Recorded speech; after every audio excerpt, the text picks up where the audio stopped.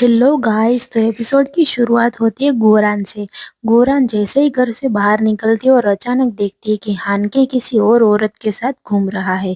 यह देखकर वह गुस्से में उससे पूछती है, हानके ये क्या कर रहे हो तुम? हानके ठंडी मुस्कान के साथ जवाब देता है, आज हमारी पहली रात होनी चाहिए थी, लेकिन मेरी बीवी मेरे साथ सोना ही नहीं चाहती। तो फिर अगर मैं किसी और औरत के साथ हूँ तो इसमें गलत क्या है? गोरान भड़क कर कहती है, हानके तुमने खुद ही माना था कि हमारी सगाई बस दिखावे के लिए है।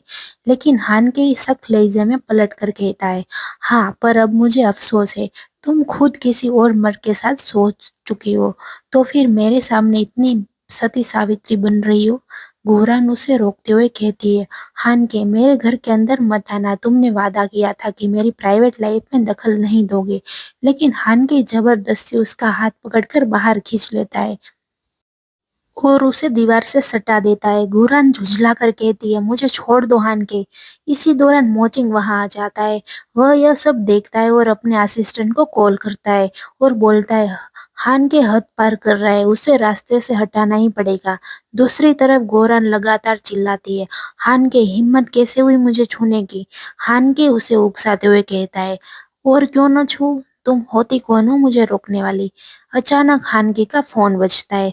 वह चिल्लाकर उठता है और कहता है, कौन है? किस बेवकूफ ने मेरा प्राइवेट नंबर दिया है? काम संभाल नहीं सकते? लेकिन सामने से आवाज आती है, मैं लिन इंजी हूँ, मोचिंग का असिस्टेंट। हान के तुरंत सावधान होकर कहता है, ओह असिस्टेंट लिन, मुझे माफ कीजिए, मुझे पता नहीं था कि आप है।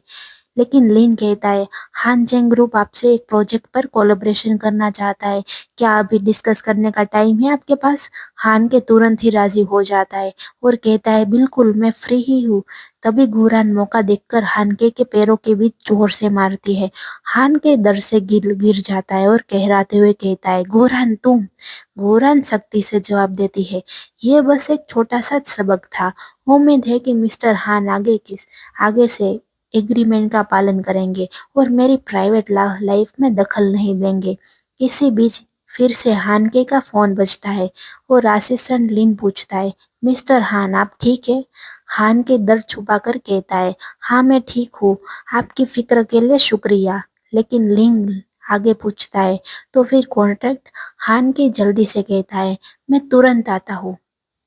बूरान घर के अंदर लौटती है तो मोचिंग वहां खड़ा ताली बजा रहा होता है।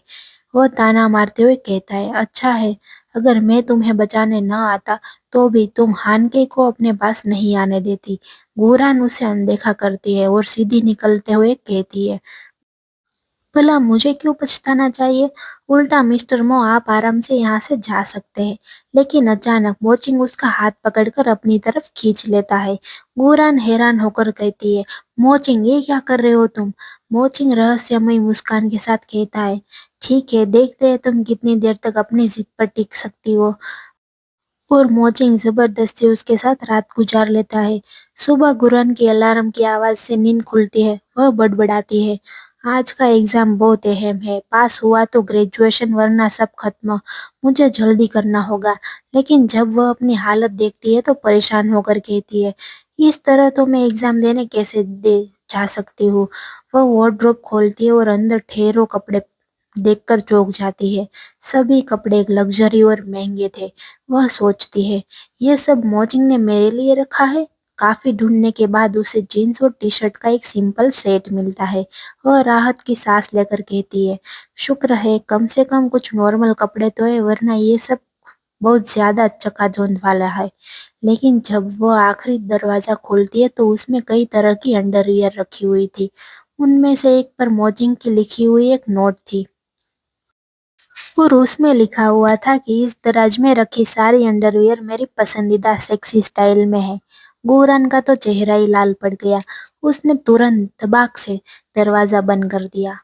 फ्रेंड्स, आपको क्या लगता है, गोरान का असली दुश्मन कौन है, हानके या मोचिंग? अगर आप गोरान की जगह होते तो क्या करते?